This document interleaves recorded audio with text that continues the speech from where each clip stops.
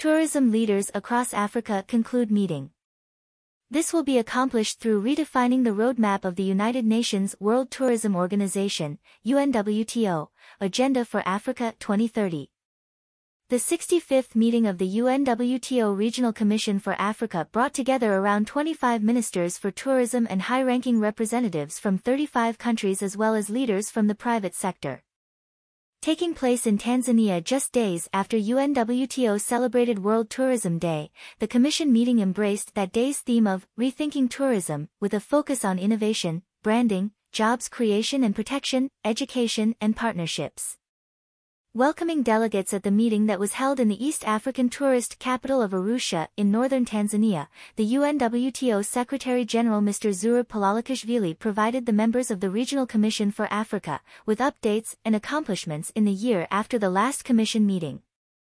Tourism in Africa has a long history of bouncing back.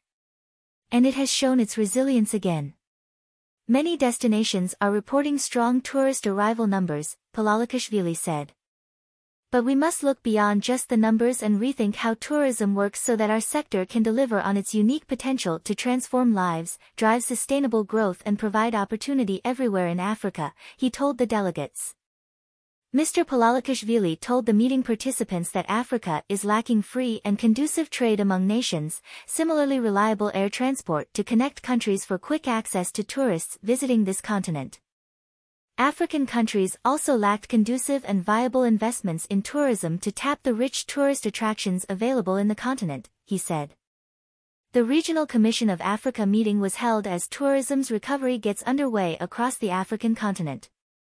Latest UNWTO data, for the first 7 months of this year indicate that international tourist arrivals across Africa were 171% against the 2021 levels, driven largely by regional demand. UNWTO is prioritizing jobs and training alongside greater and more targeted investment in tourism as to help and speed up tourism recovery in Africa. During the meeting in Tanzania, UNWTO launched a set of investment guidelines focused on Tanzania, designed to support foreign investment in this African destination, famous for wildlife safaris and heritage visits. Discussions at the concluded Regional Commission meeting had focused on both the immediate and longer-term recovery of tourism across the African continent, including redefining of a roadmap of the UNWTO Agenda for Africa 2030.